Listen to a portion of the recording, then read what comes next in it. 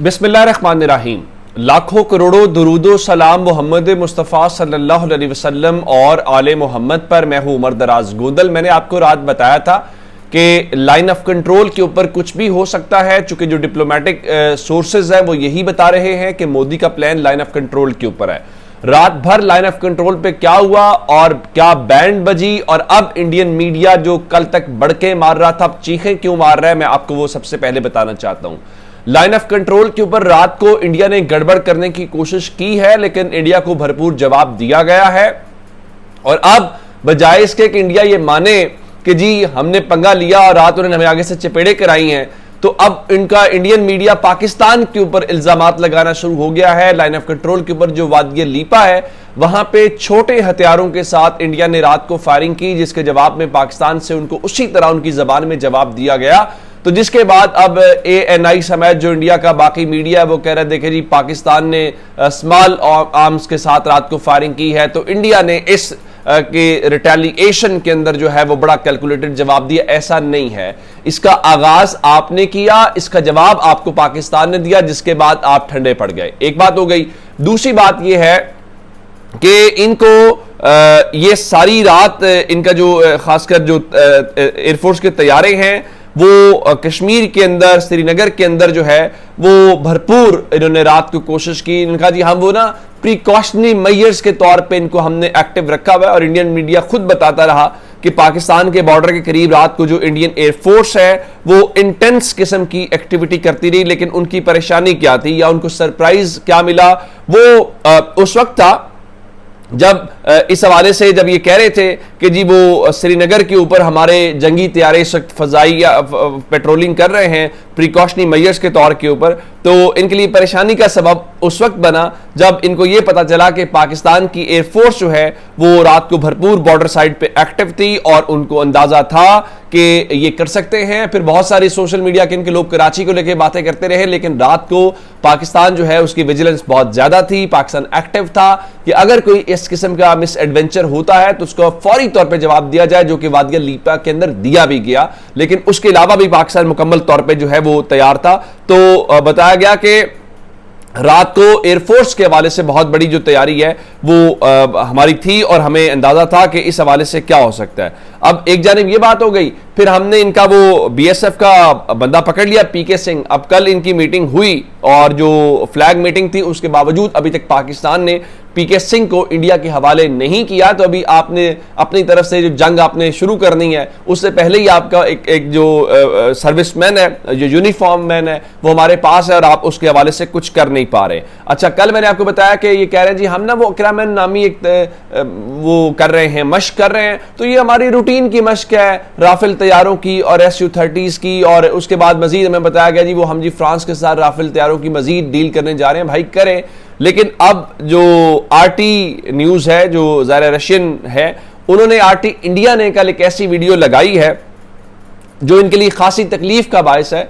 और वो तकलीफ ये थी कि पाकिस्तान की जो हमारी फौज का ये जो टुला रेंज बनता है और वहां पे पाकिस्तान जो है वो फायरिंग की एक मश्क जो है वो उसे कर रहा है, और वहां पे जो लेफ्टिनेंट जनरल फयाज हुसैन शाह हैं वो ज़ाहिर है उसको कर रहे थे। तो वो जो विजुअल्स आए हैं वो RT इंडिया ने, चूंकि पाकिस्तान का तो इन्होंने ट्विटर अकाउंट भी वहां पे ऑफिशियली बंद कर दिया, तो उसने लगाया, जिसको लेके अब इंडिया में अगर रिपोर्ट किया जा रहा था तो वो इटसेल्फ एक मैसेज था कि भाई आप जो है इसको जरा इजी ना लीजिएगा, पाकिस्तान मुकम्मल तौर पे तैयार भी है और ये विजुअल्स आपके लिए काफी हैं जिसकी बुनियाद के ऊपर। अब मैं आपको बताऊं, वो कहते हैं ना कि जब वो मार पड़ती है तो कहते हैं मैं अपने बड़ों को बुला के लाऊंगा, तो इंडिया अब जरा उस बात के ऊपर चला गया है और अब वो बड़ों को बुलाने के हवाले से खबर है। और खबर यह है कि कल इनका जो कुछ वहां पे हुआ और पाकिस्तान ने जो जवाब दिया है, तो अब इत्तलात ये हैं कि आज सुबह सवेरे जो इंडिया का आर्मी चीफ है वो मकबूजा कश्मीर पहुंचा है और जाहिर है कि वो सिक्योरिटी रिव्यू और बाकी सारी बातें हैं। तो अब इंडिया ने अपने बड़ों को बुलाया कि हमारे बस की बात नहीं है, आप आ जाएं।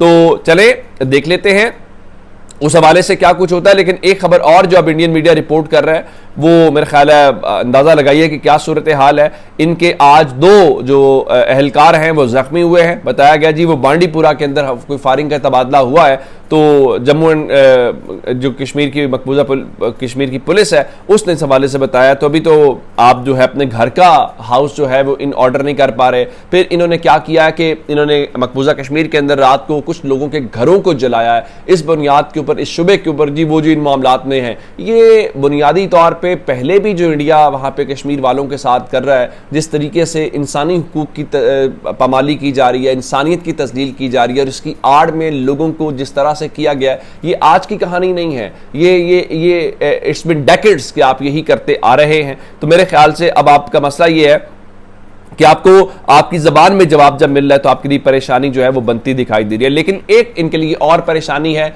जो 440 वोल्ट का झटका है।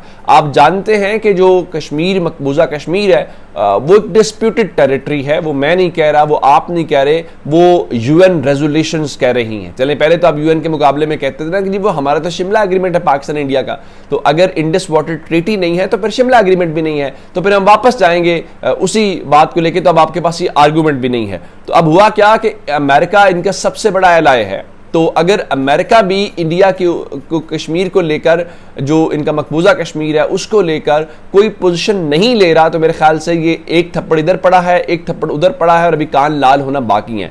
हुआ क्या कि वहां पर जो सिचुएशन इस वक्त डेवलप हो रही है और उनकी जो स्टेट डिपार्टमेंट की ब्रीफिंग थी, उस ब्रीफिंग के दौरान जब ये सारा कुछ बात हुआ तो अमेरिका क्या कह रहा है? अमेरिका कह रहा है कि America is not taking a position on the status of Jammu and Kashmir, we are monitoring the situation closely. America कह रहा है कि भाई अगर आपका ख्याल है ना कि इस आड़ के अंदर आपके जी ये तो इंडिया के साथ इसका ताल्लुक है, पाकिस्तान नहीं है, तो हम इसके ऊपर भाई कोई पोजीशन नहीं ले रहे। जाहिर है वो पोजीशन कैसे ले?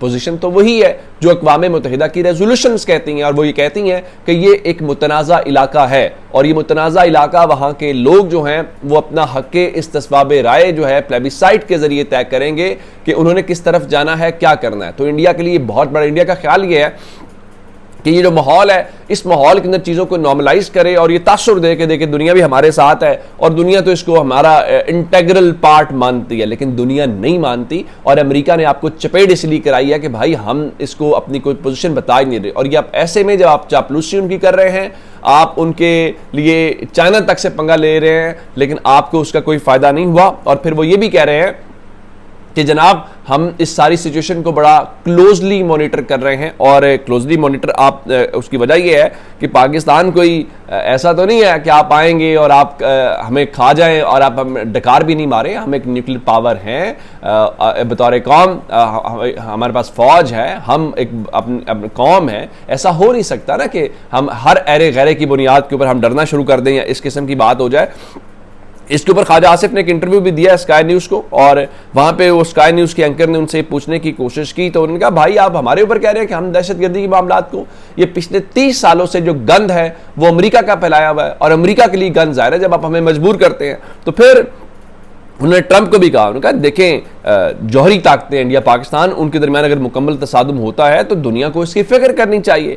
और जो है वो ट्रंप इस वक्त ज़ाहिर है दुनिया के सरबराही उनको कहा जाएगा तो वो मुदाखलत करें, खुशाइंद होगा। और उनका हमें कशीदगी बढ़ाने की बजाय इसको कम करने की कोशिश करनी चाहिए। और एक और बात ख्वाजा आसिफ ने वहाँ पर ये भी बात की क्लैरिटी ऑफ माइंड को लेके, उनका हमें इस बात का अंदाज़ा है कि जो इस वक्त इंडिया और पाकिस्तान के दरमियान करंट सिचुएशन है वो ऑल आउट वॉर की तरफ जा सकती है। उन्होंने कहा कि could lead to all out war, यानी एक मुकम्मल फुल फ्लेज हम जंग की तरफ जा सकते हैं। तो इसका मतलब है अगर पाकिस्तान ये असेसमेंट करके बैठा हुआ है तो पाकिस्तान हाथ पे हाथ धर के नहीं बैठा होगा। हमारे ऊपर आप जंग मुसल्लत करेंगे तो हम क्या करेंगे? हम जवाब देंगे। हमने माजी में भी दिया है, हम आज भी देंगे, आप कल करेंगे तब भी हम जवाब देंगे। लेकिन फिलहाल इंडिया को जरा महसूस हो रहा होगा कि आपने जो बड़के मार दी थी वो मार दी, जब जवाब मिलना शुरू हुआ तो फिर आपके साथ क्या हो रहा है। अपना बहुत सारा ख्याल रखिएगा। खुदा हाफिज।